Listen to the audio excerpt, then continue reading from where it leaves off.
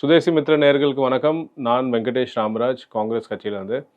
சமீபத்தில் வந்து நம்ம ஈரான் வந்து ஹார்மோஸ் ஜலசந்தியை மூடிட்டாங்கன்னு சொல்லிட்டு நமக்கு வந்து எல்பிஜி தட்டுப்பாடு, அதுக்கப்புறம் பார்த்தீங்கன்னா வந்து பெட்ரோல், டீசல், க்ரூட் ஆயில்லாம் வந்து ரிசர்வ்ஸ் இல்லை. இப்போ கூட 23ஆம் தேதி மார்ச் மாதம் 23ஆம் தேதி வந்து பாராளுமன்றத்தில் பார்த்தீங்கன்னா நம்ம பிரதமர் மோடிஜி என்ன சொன்னார்னா, மறுபடியும் ஒரு லாக்டவுன் வரதுக்கு வாய்ப்புகள் இருக்குது, அதுக்கு மக்கள் தயாராக இருங்க அப்படின்ற மாதிரி சொன்னார். இது வந்து ரொம்ப ஒரு அதிர்ச்சியான செய்தியாக தான் வந்து எல்லாருக்கும் வந்திருக்கு. சிலர் நினைக்கலாம் லாக்டவுன் ஏன் வரும் அப்படின்னு நினைக்கலாம். பட் அது வரதுக்கான வாய்ப்புகள் இருக்குது. ஏன் அப்படின்னு கேட்டிங்கன்னா, இந்த ஈரான் இந்திய உறவு வந்து இப்போ எப்படி இருக்குது அப்படின்றத இதில் வந்து நம்ம பார்க்கணும். ஏற்கனவே எப்படி இருந்தது அதை நம்ம பார்க்கணும். இப்போ சமீபத்தில் வந்து பார்த்திங்கன்னா, இந்த 2019க்கு அப்புறம் வந்து ஈரான் கூட வந்து வர்த்தகம் பண்ணுறது குறைச்சிக்கிட்டோம். க்ரூட் ஆயில் வந்து இறக்குமதி பண்ணுறது நம்ம குறைச்சிக்கிட்டோம். அப்புறம் சமீபத்தில் வந்து பார்த்திங்கன்னா, அமெரிக்கா வந்து ரஷ்யாட்ட வந்து கச்சா எண்ணெய் இறக்குமதி பண்ணக்கூடாதுன்னு சொன்னாங்க. அதுக்கப்புறம் நம்ம வந்து ரஷ்யாட்டையும் வந்து இறக்குமதி பண்ணுறதை நிறுத்திக்கிட்டோம். ஆனால் வந்து நம்ம ஈரான் வந்து நிறையா கப்பல்கள் வந்து நம்ம நாட்டுக்கு வந்து நமக்கு மட்டும் அனுமதி கொடுத்து அங்கேருந்து வந்துட்டுருக்கு. கப்பல்கள் வந்து வந்துட்டுருக்கு. ஒரு 4-5 கப்பல்கள் வந்து இது வரைக்கும் வந்திருக்கு. அப்போ வந்து நம்ம பாஜகவோட பக்தர்கள் என்ன சொல்லிட்டு இருந்தாங்கன்னா, நம்ம வெளியுறவுத்துறை அமைச்சர் ஜெய்சங்கர் அவர்கள் வந்து ஒரே ஒரு ஃபோன் கால்லேயே வந்து வேலையை முடிச்சிட்டாரு, அந்தளவுக்கு வந்து விஸ்வகுருவா நம்ம பிரதமர் இருக்கார் அப்படின்ற மாதிரி ஒரு ப்ரொஜெக்ஷன் கொடுத்தாங்க. பட் இது வந்து எது உண்மை எது பொய்ன்றது மக்கள், நம்ம தேசிய மக்கள், நம்ம தேசத்தின் மக்களுக்கு வந்து தெரிய வேண்டிய அவசியம் இருக்குது. நம்ம ஈரானோட சுப்ரீம் லீடர் அவரோட பிரதிநிதி அப்துல் மஜீத் அப்படின்னு சொல்லிட்டு ஒரு செய்தி வந்து வெளியிட்டார். என்ன செய்தி வெளியிட்டார்னா, நாங்கள் வந்து இந்த கப்பல்களை அனுமதித்தது வந்து இந்திய அரசுக்காக அனுமதிக்கல, இந்திய மக்களுக்காக வந்து நாங்கள் அனுமதித்தோம். ஏன் அப்படின்னு கேட்டிங்கன்னா, நம்ம இந்தியா ஈரானோட உறவு வந்து பார்த்திங்கன்னா பல ஆண்டுகளாக வந்து நல்ல உறவு வந்து நம்ம வந்து நட்பை வந்து மெயின்டைன் பண்ணிகிட்ருக்கோம்.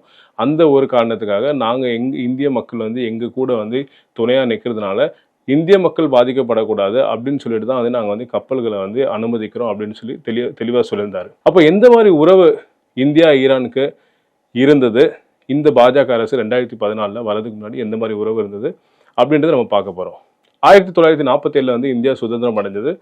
எப்போ அப்படின்னு கேட்டிங்கன்னா, ஆகஸ்ட் 15 வந்து சுதந்திரத்தை வந்து அறிவித்தாங்க. ஆனால் மார்ச் 1947 வந்து நேருஜி பார்த்தீங்கன்னா ஒரு பெரிய ஏஷியன் ரிலேஷன் கான்ஃபரன்ஸ் அப்படின்னு சொல்லிட்டு டெல்லியில் நடத்தினார். ஏஷியன் ரிலேஷன் கான்ஃபரன்ஸ் அப்படின்றது ஒரு ஒரு மதிப்பு வாய்ந்த ஜியோ பொலிட்டிக்கலி இம்பார்ட்டண்ட் ஒரு மீட்டிங்.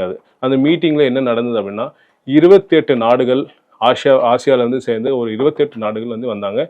மேற்காசியா, மத்திய கிழக்கு ஆசியா, இது சவுத் ஏஷியா, அதுக்கப்புறம் பார்த்தீங்கன்னா சவுத் ஈஸ்ட் ஏஷியா, அதாவது வந்து அந்த பக்கம் பார்த்தீங்கன்னா துருக்கியா இருக்கட்டும், சிரியா இருக்கட்டும், லெபனானா இருக்கட்டும், ஈரானாக இருக்கட்டும், ஈராக்காக இருக்கட்டும், இந்த மாதிரி எல்லா நாடுகள்.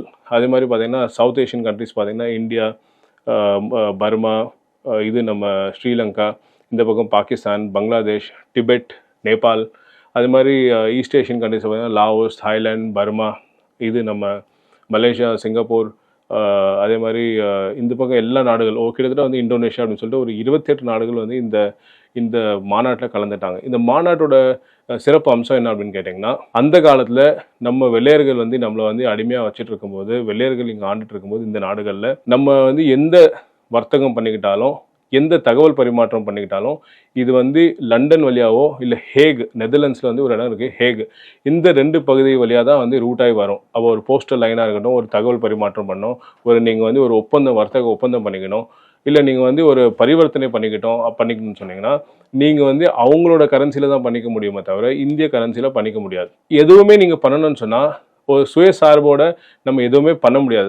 ஒரு அண்டை நாடாக இருக்கிற நம்ம பக்கத்து நாடாக இருந்தால் கூட நம்மளால் வந்து அந்த வர்த்தகத்தை வந்து அவங்களோட நாலேஜ் இல்லாமல், அவங்களோட பர்மிஷன் இல்லாமல் பண்ண முடியாது. அந்த மாதிரி ஒரு சூழல் இருந்தது. அப்போ இந்த சூழலை மாற்றணும்னு சொல்லிட்டு நேருஜி வந்து அந்த தைரியத்தோட ஃபஸ்ட்டு பெரிய மாநாட்டை நடத்தினார். இந்த மாநாடு நடந்தது, இது ஒரு பெரிய சக்ஸஸ்ஃபுல்லாக இருந்தது. இந்த வேர்ல்டு வார் 2, 2ஆம் உலக போருக்கு அப்புறம் ஒரு இந்தியா வந்து ஆசிய கண்டத்தில் ஒரு லீடிங் நேஷன் அப்படின்ற ஒரு அங்கீகாரத்தை பெற்றது. இதுக்கப்புறம் பார்த்தீங்கன்னா 1950 ஜனவரி 26 வந்து நம்ம குடியரசு அப்படின்னு சொல்லிட்டு அறிவிக்கப்பட்டது. அதே 1950 பார்த்தீங்கன்னா ஒரு ட்ரீட்டி ஆஃப் ஃப்ரெண்ட்ஷிப் அப்படின்னு சொல்லிட்டு ஒரு நட்பு ஒப்பந்தம் வந்து ஈரான் கூட தெஹரானில், ஃபஸ்ட்டு மீட்டிங் 1947 டெல்லியில் நடக்குது. அடுத்த மீட்டிங் தெஹரானில் நடக்குது. தெஹரானில் வந்து பார்த்தீங்கன்னா இங்கேருந்து போயிட்டு அங்கே இருக்கிற மன்னரை, பிரசிடெண்ட்டை சந்தித்து அங்கே வந்து பார்த்தீங்கன்னா ஒரு ஃப்ரெண்ட்ஷிப் ட்ரீட்டி ஆஃப் ஃப்ரெண்ட்ஷிப் அப்படின்னு சொல்லி பண்ணுறாங்க. ஏன் இந்த ஃப்ரெண்ட்ஷிப் ஆஃப் ட்ரீட்டி அப்படின்றது ரொம்ப முக்கியமானது அப்படின்னு கேட்டிங்கன்னா, அந்த டைமில் இந்த பாகிஸ்தான் அண்ட் அமெரிக்கா கூட வந்து ஈரானோட நட்பு வந்து ரொம்ப நல்லா இருந்தது.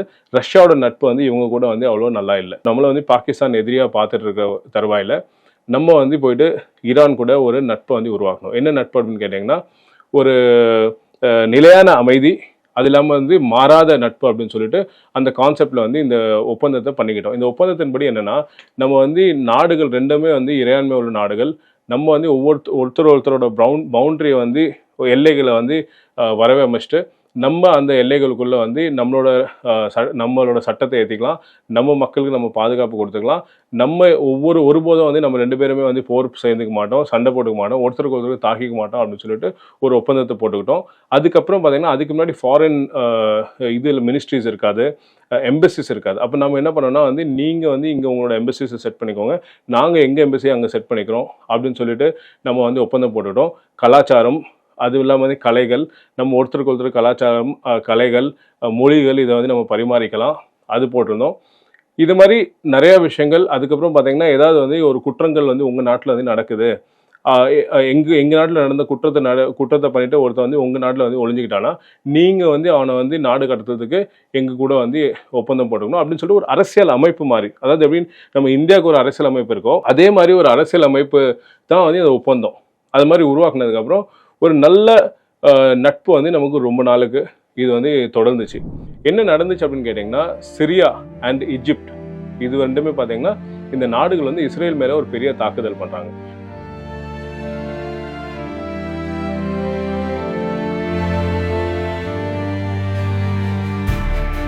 யுஎஸ் வந்ததுனால என்ன ஆச்சுன்னா, இந்த இஸ்லாமிக் நாடுகள் இருக்கு இல்லையா, இந்த வளைகுடா பகுதியில் இருக்கிற எல்லா இஸ்லாமிக் நாடுகளும்